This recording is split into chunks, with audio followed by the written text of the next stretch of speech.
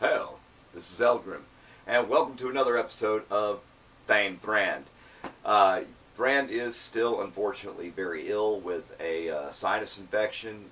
He's still having trouble hearing out of, I think it's his left ear. He's having a lot of problems with fatigue and things like that, but he is recovering. Rest assured, he will be back very soon. This should be one of the last episodes I have to do by myself.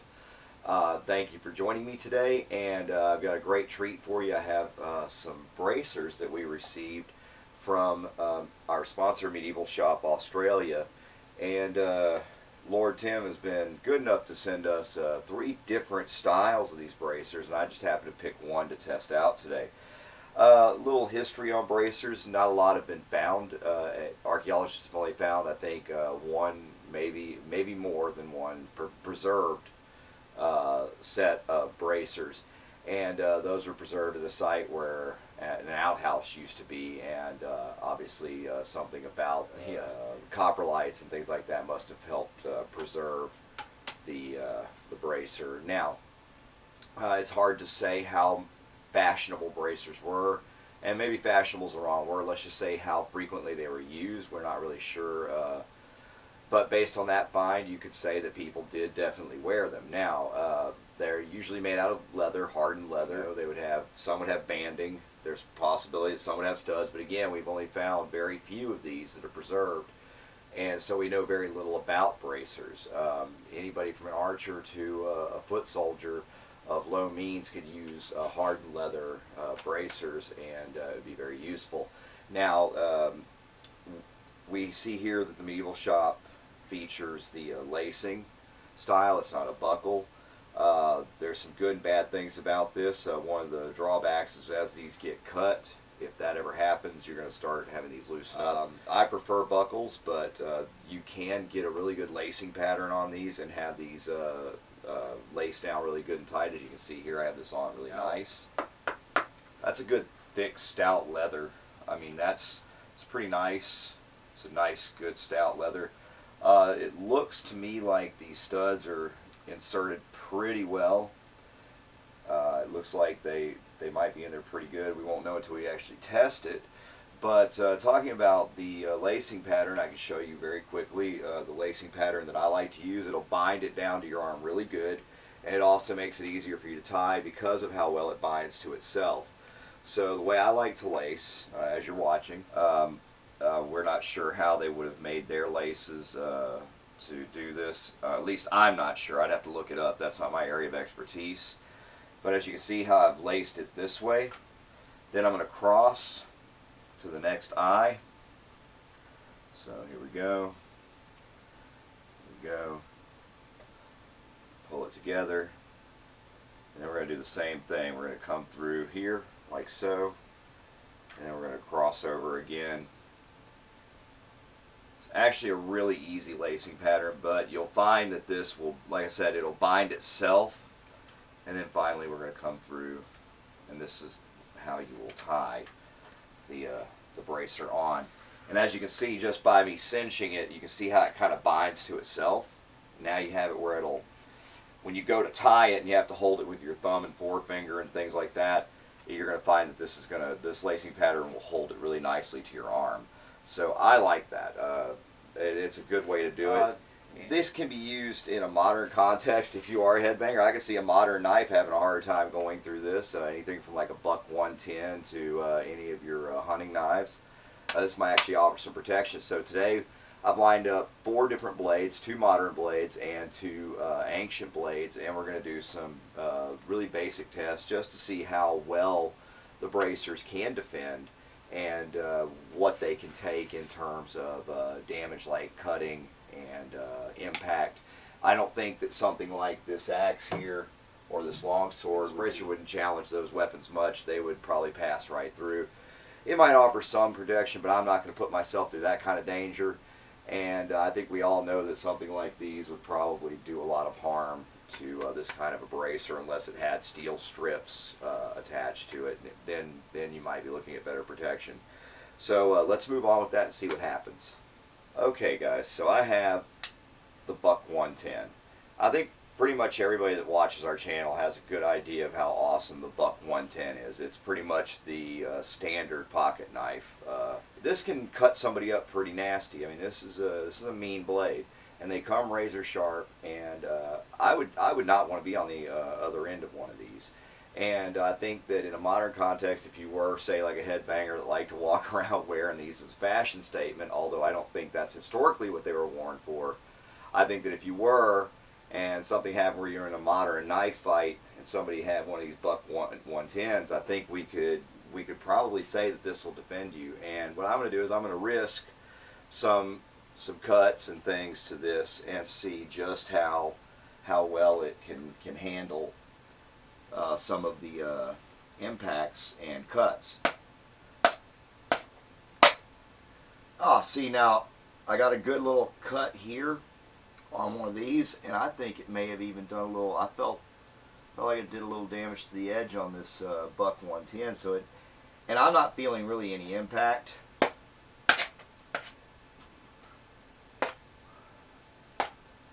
I'm not getting anything worth talking about, really. I'm not reaching flesh, and I'm giving it some good oomph. And I would say that what we're seeing here is a, pretty good protection. Now what I have here is the Browning Hog Hunter knife. Now it's probably not the best knife. I mean, it's not one of your high dollar Bowies or anything, but it's a Bowie type of knife. It's got that kind of feel to it. Nice cleaver-like hefty blade. This is something that you might encounter in a modern situation. Again, if you happen to be wearing these in a modern context, I'd say that I'm willing to risk giving it a few smacks here and just see just what it can take. And okay, now this I'm feeling a little more. Now this is a little more like a tiny little hatchet. This knife, it's got a lot more weight. I'm feeling a lot more impact through the hardened leather, but still nothing that's cutting.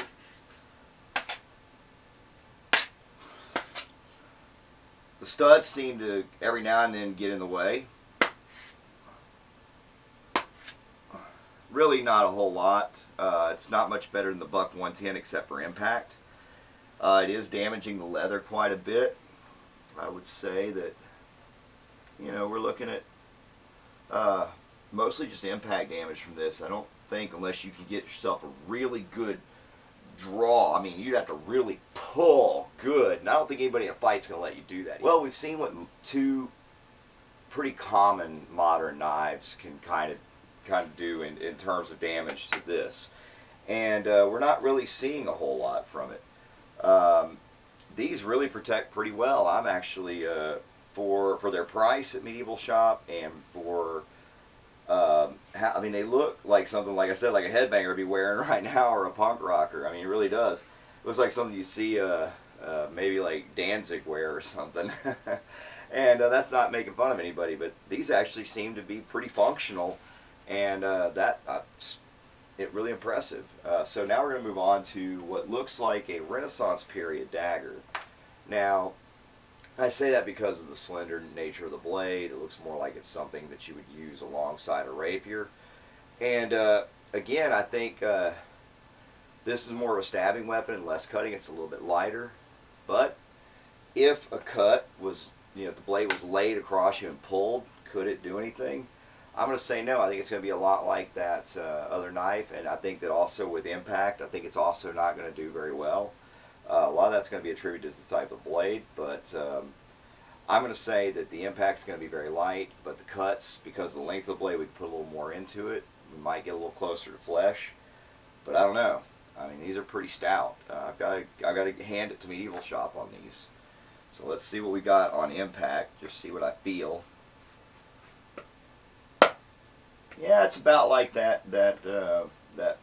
hunter knife.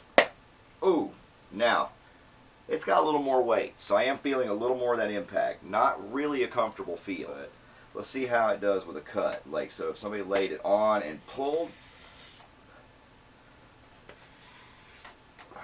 I mean, yeah, you can't get anything through that.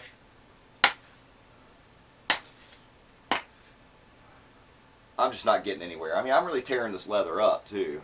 Fran's not going to be happy when he sees what I've done to this. But it is performing its function beautifully. I want to kind of know the limits of this, because in a fight wearing this, it's kind of nice to know what something can take and how much you can allow yourself to be hurt. That's the beauty of armor, is that you can let yourself make mistakes, and if not make mistakes, at least draw your enemy into thinking you've made a mistake. Let them hit that piece of armor just to give yourself a situation where he's open and you can take advantage of him. And so far, I'm really liking my odds. I'm really impressed.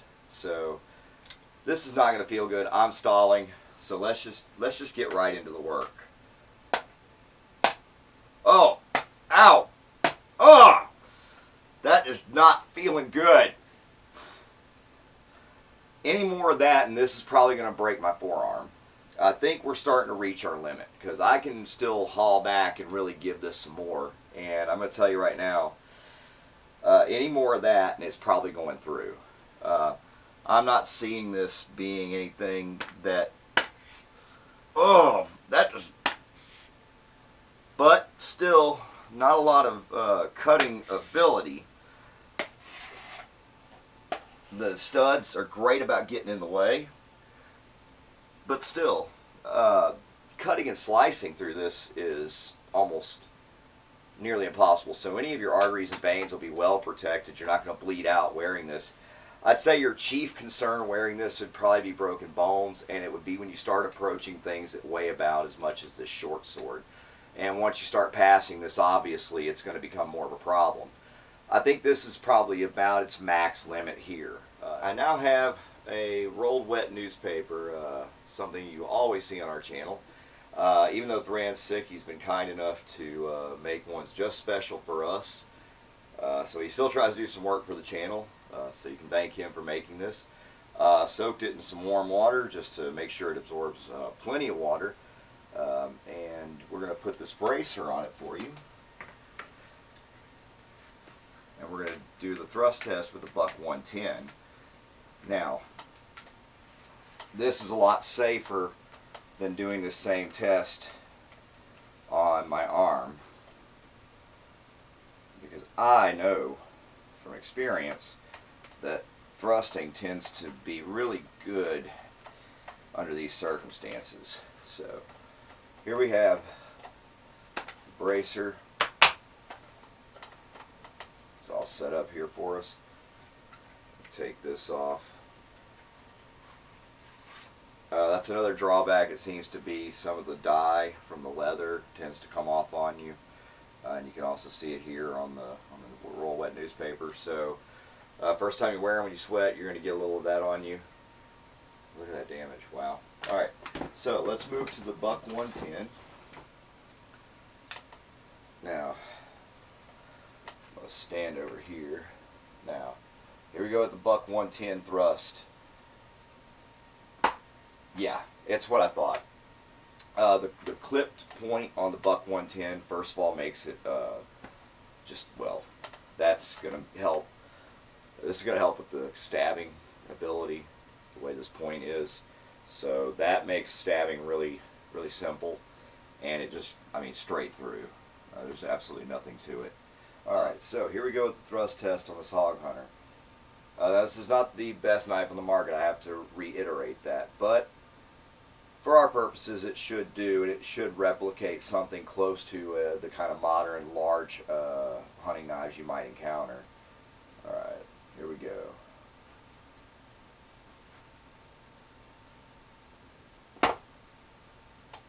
Kind of almost Robin Hood it there, like old Thran. I almost hit the same hole, but I didn't quite hit the same hole. Now, it's as I suspected. We didn't get as deep a penetration. We only got about like so much. A lot of it has to do with the leather. The leather's helping you a lot here. But the blade type also creates a lot of that problem where it doesn't get a lot of depth. So in this instance, because of this blade type, the bracer defended really, really well. So against this kind of a blade, you could certainly say that yes, you would bleed and you would get injured, but not very much. I mean, that much into your forearm, I think any of us could rightly say that if you took just that little bit into your forearm, that you could definitely live with that and continue to fight. I don't think we'd have any problem. Now, half of that buck 110, as we saw, you take half of that blade into your forearm. Not so much fun. Okay, so we've gotten through the two modern knives on thrusting. The buck 110, that's through and through. It's going into your arm, and you're going to get a pretty nasty injury from it. So this doesn't really defend well. Although against that Hog Hunter Bowie knife from Browning, this did incredibly well. So I'm going to say that right now for defense, it's batting 500. Now we're going to move on to this Renaissance period dagger. Now, I can tell just by looking at this blade that this was made specifically to thrust. So I'm going to say that of all four of the blades, this is probably going to be the one that does the absolute best. And I'm not going to see this protecting you real well against it. Again, it's still doing a fantastic job of defending on impact and on cutting. So you can't totally discount what this is able to do. So let's go with a thrust test and let's just see how it performs.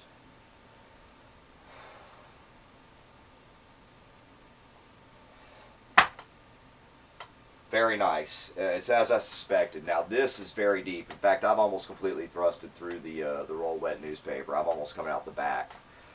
I'm going to be honest with you. You're looking at about that much of the blade going through. So it performs about like the buck 110. You're going to get a lot of penetration. You're going to get a lot of injury. This is really going to hurt you on a thrust. Again, I have to say that in a fight, I don't really think that you're going to just stand there and let somebody put a thrust like that through your arm. It could happen. I'm not saying it couldn't, but the chances are that they're not going to get as much depth, but the depth improves based on blade design. So, you know, how much this protects you is relative to what's going on. So here we go. The final thrust test. The final nail in the coffin, so to speak. Though I would not condemn these bracers to death. These things have done an excellent job. I'm not at all saying anything ugly about these. I have to say they are doing quite a good job. Yes, I've damaged them pretty badly, but they can still even be worn. It looks like they have some nice battle scars, you know. Now, we have this medieval short sword. This is also from Medieval Shop. And of course it has a Thrand razor edge on it, so that's going to make it penetrate really well. But as I've said before, you see how it's got this nice tapered point, but it starts getting larger as it comes back towards the handle. So what I'm going to say is that it will start to penetrate really well, but as it encounters friction going through the leather and into the paper, it's really going to lose a lot of its force and a lot of its momentum. And I think what's going to happen is that we're not going to get as good a penetration as the medieval one. But you never know. This thing has quite a bit of weight. It could possibly add a lot more to my thrust than I expected. Very much like what happened with the hammering shots to my own arm, which still smarts, by the way. So here we go. I suspect it's not going to be as good as that Renaissance period dagger, but we're going to try anyway. Let's get this going.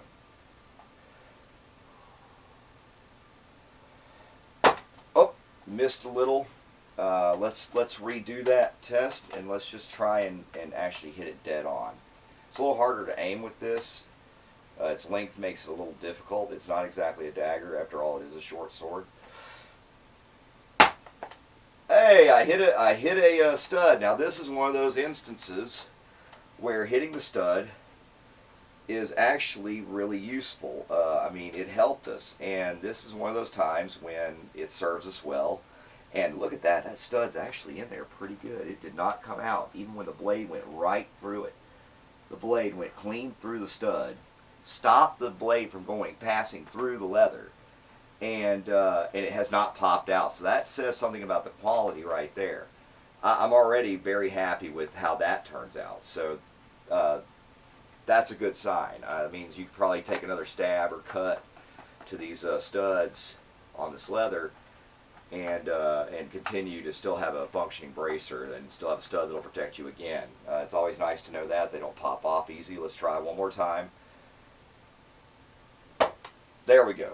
Now, it's about like I suspected. tell you the truth, you really wouldn't take very much of the blade. That's not a whole lot to get into your body, into your arm. I'd still say that you're not getting as much penetration from this as you do from the Renaissance period dagger or from the Buck 110 knife. I think those two are more designed where stabbing serves you much better. If the leather's taking a lot of this damage and then you're only taking a small amount of that, I can live with that. I can continue to fight. I think that's not too bad. Thank you for watching our channel, guys. Please make sure you subscribe down below. Subscribers help our channel grow all the time. Make sure that you like this video and others that you watch, as well as leaving your comments down below. We always appreciate having your comments and your feedback. It really helps us to improve our content for you anytime you leave feedback. And we just enjoy talking with our viewers. It's kind of cool. You know, guys, we have Facebook, of course. You can go to the Thran and Eldgrim's Well of Remembrance. That's our like page. And we generally make memes and put up stuff about anthropology and all things historical. So that's a pretty cool open page for anybody to go like. We have our closed group. That's a private group on Facebook. It's the Thane Thran YouTube Boat Crew. You just type it in the search engine on Facebook. It'll pop up, ask to join. Thran or I will let you in. And it's a great group full of people with lots and lots of knowledge. And of course, guys, your donations really help us a lot at this channel. Recently, we've been able to save your donations from Patreon. Not only have we been spending it to produce gel heads, which we are doing, by the way. We have those coming out, and they're going to be ready for future videos. We've also been setting your money aside over the past several months to save up for a new camera for the channel. So we bought a nice Canon Vixia HF G20 camera, which should be here in the next week. So we'll be able to start giving you some better footage, and we'll have 3 functioning cameras for the channel. We'll be able to provide you a much better video quality during our testing and other videos. So I'm really excited about that. We really appreciate all your donations. You can donate at www.patreon.com/Thran, and also you can donate one-time donations at PayPal. The PayPal ID is thanethran@yahoo.com. You can also send us emails at thanethran@gmail.com, and we can talk to you privately about what you'd like for us to do with the money you donate, or with items you might want to donate. If you have items you want to donate, you can also email us there, and that's pretty much how you get a hold of us privately. Anyway, thank you so much for watching once again. We really appreciate you sticking with us all this time, guys, and helping us to grow. We'll see you next time. Farewell.